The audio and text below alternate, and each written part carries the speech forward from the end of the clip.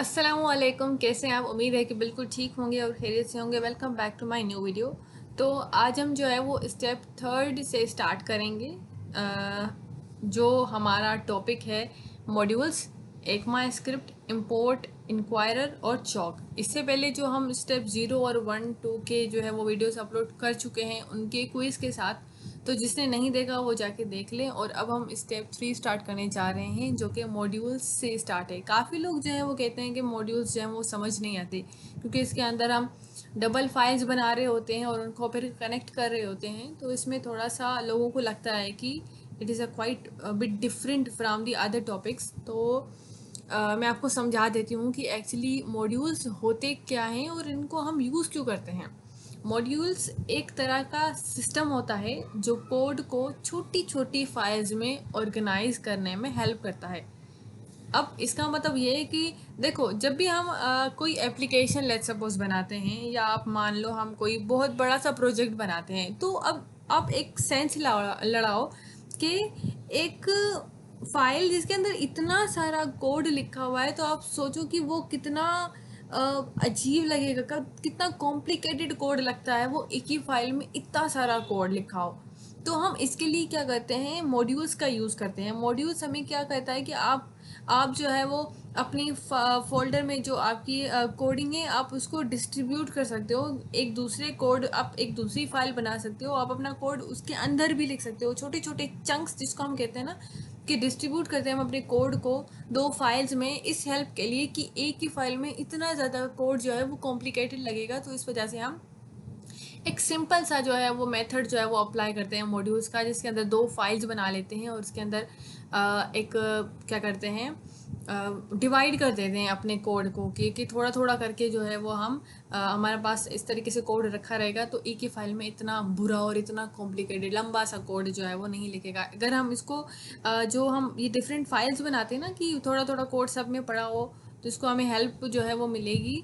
तो ये एक कोड, इससे आपका ना एक साफ़ सुथरा कोड लगता है कि हाँ भाई ये इसमें ये फाइल में ये चीज़ें कोडिंग मतलब लिखा हुआ है और दूसरी फाइल में ये चीज़ें हैं। तो मतलब ये थोड़ा सा मतलब अच्छा लगता है कि देखने वाला भी उसको कहता है कि हाँ सेटिस्फाई रहता है उस चीज़ को। लेकिन एक ही फाइल में जब हम अगर हम मॉड्यूल्स का यूज़ ना करें, एक ही फाइल में इतना सा कोड लिख रहे हैं हम कि वो हमें खुद को भी जो है वो कॉम्प्लिकेटेड लगे, तो इससे जो है वो हमें एक हेल्प वाली एक चीज़ मिली है मॉड्यूल्स, जिसको हम यूज़ करके अपने कोड को डिवाइड कर सकते हैं। सिंपल, ये इसका सिंपल सा कॉन्सेप्ट है। अब लिखा है कि इन सब एक ही फाइल में लिखने से कोड बहुत कॉम्प्लिकेटेड हो जाता है, ठीक है, इसलिए हम इनको अलग अलग मॉड्यूल्स में डिवाइड करते हैं। अब यहाँ पर हम मॉड्यूल्स में टू टर्मिनोलॉजीज इस्तेमाल करते हैं। एक होती है हमारे पास इंपोर्ट, ठीक है, दूसरी होती है हमारे पास एक्सपोर्ट। समझ आई? अब इंपोर्ट का मतलब क्या होता है, एक्सपोर्ट का क्या मतलब होता है? इंपोर्ट का मतलब ये होता है कि कोई चीज़ बाहर से आए, सही है, कोई भी चीज़ बाहर से आए तो उसको हम इंपोर्ट कहते हैं। और जब हम कोई चीज़ बाहर भेजें तो इसको हम एक्सपोर्ट कहते हैं, ठीक है। मैं यहाँ पर लिख भी देती हूँ, कोई चीज़ बाहर से आए। जैसे कि हम, अगर हम पाकिस्तान में भी अगर हम बात करते हैं ना कि ये चीज़ इम्पोर्टेड है, हम कहते हैं ना कि इम्पोर्टेड माल है, तो हम उसकी बहुत क्या करते हैं, एक वैल्यू करते हैं, उसको हम रिस्पेक्ट देते हैं कि भाई ये चीज़ देखो बाहर से आई है। जो बाहर की चीज़ें हम कहते हैं ना कि बाहर की जो चीज़ें होती हैं वो बहुत अच्छी होती हैं, वैल्यूएबल होती हैं, उनको बहुत अच्छे ऑनेस्ट वे में उसको बनाया जाता है, तो हम उनको बहुत रिस्पेक्ट देते हैं। तो वो चीज़ हम कहते हैं इम्पोर्टेड है। तो इम्पोर्टेड का मतलब कोई चीज़ बाहर से आए हो, और एक्सपोर्ट का मतलब जो हम यहाँ से बाहर भेजें, एक्सपोर्टेड चीज़ें। एक्सपोर्टेड जब हम बाहर कोई चीज़ सेंड करें, ठीक है। अब ये तो हमारे मॉड्यूल्स की टू टर्मिनोलॉजीज हो गई। तो ये होता काम कैसे करता है, अब यहाँ पर क्या करते हैं, मैं आपको दिखा देती हूँ। देखो, मैंने यहाँ पर एक फ़ाइल बनाई जिसका नाम लिखा index.ts, जो हम नॉर्मल फाइल बनाते हैं। मैंने यहाँ पर फाइल बनाई और फाइल के अंदर अब आप इस मेन टीएस वाली फाइल ये 2 फाइल हमें बनाना लाजमी होता है क्योंकि मॉड्यूल्स हैं। हमने कहा कि 2 या 2 से ज़्यादा, हम 2 या 3 जो है वो हम फाइल्स बनाते हैं नॉर्मली। तो यहाँ पर अभी तो मैंने 2 बनाई हैं, ठीक है। एक मैं इंपोर्ट करूँगी, दूसरे में एक्सपोर्ट करूँगी। आई मीन एक्सपोर्ट करूँगी पहले क्योंकि मैं यहाँ से भेज रही हूँ, तो यहाँ से मैं लिखूँगी एक्सपोर्ट। एक्सपोर्ट मैंने लिखा। अब यहाँ पर मैं जो मर्ज़ी अपना फंक्शन लिखना चाहूँ, यहाँ पर लेट्स सपोज अगर मैं फंक्शन को प्रिंट कराना चाहती हूँ फंक्शन, और हम यहाँ पर एग्जांपल लेते हैं नेव बार, ठीक है, नेव बार। और ये हमारा हो गया लो कंसोल करवाते हैं, और कंसोल में हम यहाँ पर लिखना चाहते हैं कि क्या लिखें, this is nav bar, this is nav bar, ठीक है, मैंने ये लिखा। अब यहाँ पर हम क्या करते हैं, अब तो देखो ये तो नॉर्मल फंक्शन है जो हम पढ़ते हुए आए हैं, ये तो सबको ही पता है, ठीक है। अब ये मैंने लिखा। अब इसके बाद क्या करते हैं, हम नॉर्मली नेव बार लिखते हैं। नेव बार लिखने के बाद हम इसको कॉल करवा देते हैं। अगर मैं इसको अभी प्रिंट करवाऊंगी तो ये प्रिंट, इसको हटाऊंगी तो ये मुझे प्रिंट करके देगा, लेकिन मैंने अभी एक्सपोर्ट लिखा है तो अब इसने मुझे एक दरख्वास्त समझो एक दी है कि भाई आपको यहाँ पर जो है वो नहीं कॉल करवाना। अब यहाँ पर जो आपने दूसरी फाइल है यानी कि जहाँ पर आप भेज रहे हो, अब मुझे वहीं पर जो है वो बुलाओ, यहाँ पर मत बुलाओ क्योंकि आपने मुझे यहाँ से भेजा है तो उधर ही जाके बुलाओ। तो अब यहाँ पर मैंने इसको एक्सपोर्ट का एक साइन दे दिया है। तो अब हम जाते हैं अपनी दूसरी फाइल में जो कि मैंने बनाई थी main.ts के नाम से, ठीक है। तो फिर इसको मैं अनकमेंट कर दूँ या अभी हटा देती हूँ। तो अभी मैं इसको कैसे कॉल करूँगी, यहाँ पर मैं लिखूँगी इम्पोर्ट। ये मैंने इम्पोर्ट लिखा, ठीक है, इसको मैंने स्पेस दे दी।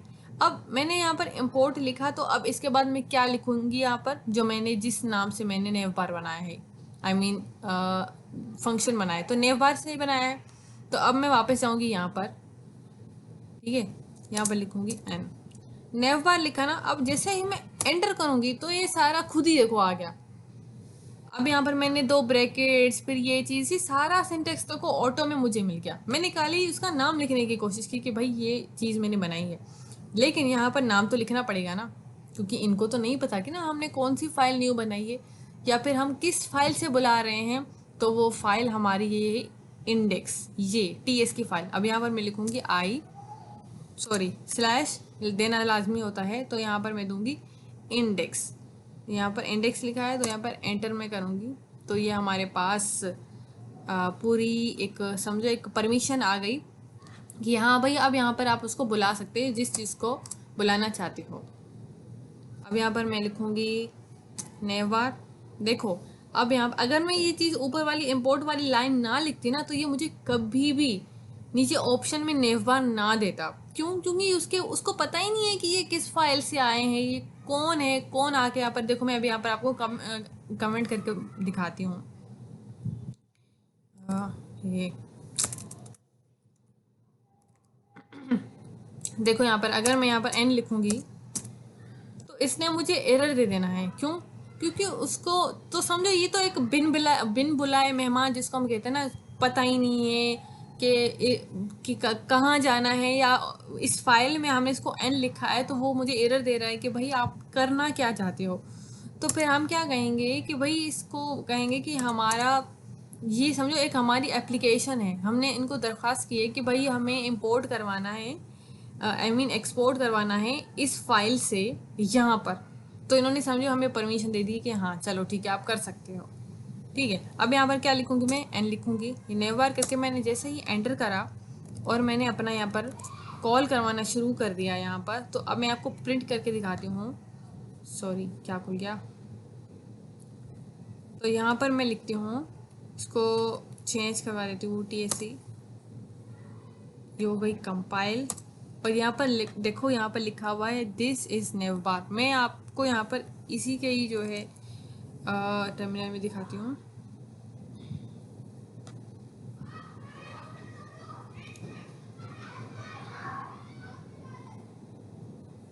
इसका कमांड खोलना है, PowerShell command prompt TSC space index.ts।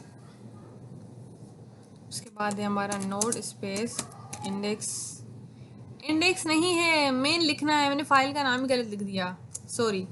TSC space मैं CLS कर देती हूँ, क्लियर कर दी, ठीक है।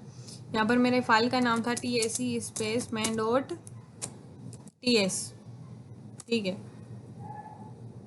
अब यहाँ पर लिखूँगी मैं नोड स्पेस मैन डॉट जेस, एंटर जैसे ही करूँगी कि तो हमारे पास अभी आ गया ये दिस इज़।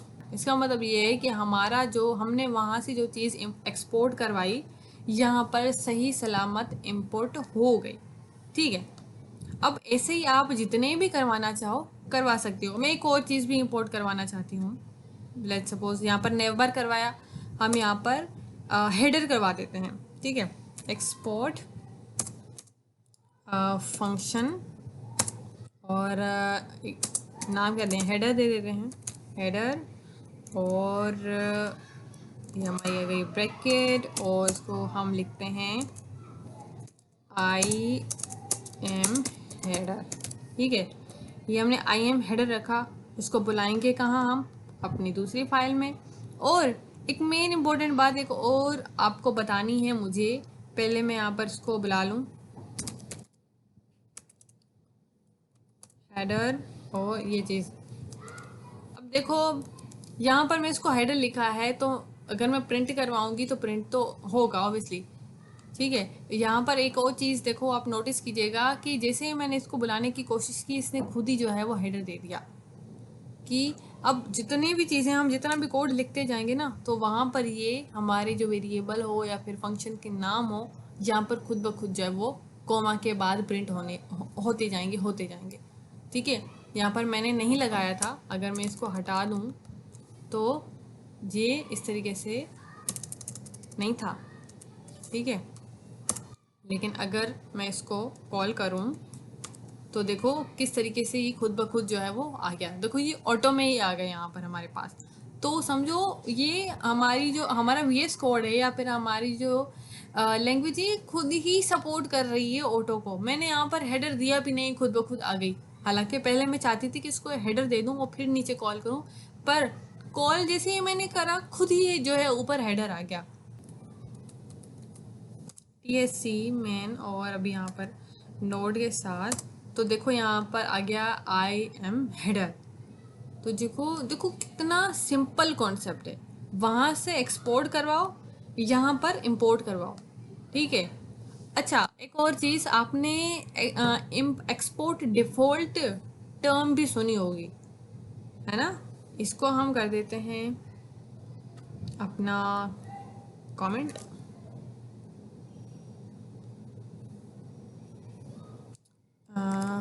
ठीक है। अब हम एक्सपोर्ट डिफ़ॉल्ट पे भी कुछ करते हैं काम।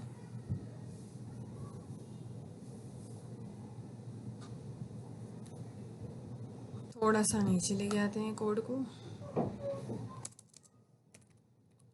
तो हमारे पास है एक्सपोर्ट डिफ़ॉल्ट।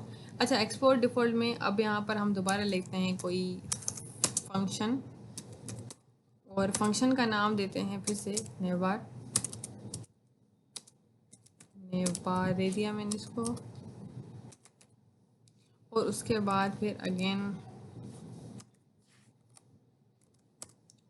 लॉग, और फिर नेवर IM नेवर लिख देती हूँ दोबारा, मैं एग्जाम्पल ही दे देती हूँ नेवर, ठीक है। अब अब क्या है इसमें, यहाँ पर लिखा है मैंने एक्सपोर्ट डिफ़ॉल्ट, और अभी जब हम अपने कोड में जाएंगे तो यहाँ पर हम लिखेंगे इंपोर्ट, ठीक है। इंपोर्ट लिखेंगे और यहाँ पर हम लिखेंगे जब नेव बार, ये होगा हमारे पास एंटर। तो यहाँ पर फाइल को हम क्या करेंगे, इंडेक्स पे ले आएंगे, क्योंकि इंडेक्स की फाइल में से हम ले आ रहे हैं, और यहाँ पर हम इसको कॉल करना स्टार्ट करेंगे। अब देखो अब आपको क्या समझ में आया, ये चीज़ क्या थी, मतलब आपको यहाँ पर थोड़ा सा डिफरेंट ये चीज़ लगी होगी कि देखो ऊपर हमारे पास ब्रैकेट थी, लेकिन हमारे पास यहाँ पर नीचे ब्रैकेट नहीं है, और हमने बस डायरेक्ट जो है वो अभी कॉल करवाया। एक्सपोर्ट डिफ़ॉल्ट का मतलब ये होता है कि एक वो कोड जो हम कहें ना कि ये बहुत इम्पोर्टेंट कोड है, बहुत मेन कोड है, तो उसको हम डिफ़ॉल्ट पे सेट कर देते हैं कि एक्सपोर्ट डिफ़ॉल्ट कर दिया हमने, तो अब ये जो है वो डायरेक्ट उधर कॉल हो गए। और उसके बाद फिर हम यहाँ पर आए तो देखो हमने ब्रैकेट नहीं लगाई। याद रखना कि कभी भी जब हम एक्सपोर्ट डिफ़ॉल्ट का जो है वो यूज़ करते हैं मेथड, तब हम ब्रैकेट नहीं लगाते। अब यहाँ पर देखो मैंने जस्ट इंपोर्ट करा और एन ए लिखा तो डायरेक्ट हमारे पास मेथड आया, ये वाला मेथड आया, ब्रैकेट वाला मेथड नहीं आया। क्यों? क्योंकि इसको पता है कि जहाँ से हम इंपोर्ट कर रहे हैं वो एक्सपोर्ट में दिया गया है। एक्सपोर्ट मेथड में कभी भी हम ब्रैकेट नहीं देते। और एक्सपोर्ट डिफ़ॉल्ट वाला जो मेथड होता है, इसका मतलब ये होता है कि ये हमारा मेन मेथड है, स्पेशल एक वो मेथड जिसको हमने प्रायोरिटी जो है वो दी हुई है, वो मेथड है ये। ठीक है, नॉर्मली हम, और ये हम एक ही फाइल में वन टाइम जो है वो हम लिखते हैं। हम जैसे कि अभी मैंने आपको 2 से 3 लिख के दिखाया ना यहाँ पर, ये भी लिख के दिखाया, एक दिस इज नेव बार और आई एम हेडर, ये दोनों मैंने आपको कोड लिख के दिखाया। लेकिन डिफॉल्ट जो एक्सपोर्ट डिफ़ॉल्ट फंक्शन है इसमें हम एक ही जो है वो कोड लिखते हैं, हम बाकी नहीं लिखते। अभी यहाँ पर हमने देखा कि एक्सपोर्ट जो है वो सिंपल एक्सपोर्ट इंपोर्ट क्या है एक ये, और एक्सपोर्ट डिफ़ॉल्ट फंक्शन क्या होता है वो भी देख लिया हमने मॉड्यूल में। तो मॉड्यूल्स आई होप कि आपको समझ में आ गई होगी। तो मैं चलती हूँ अपने नेक्स्ट टॉपिक जो कि है हमारा एक मास्क।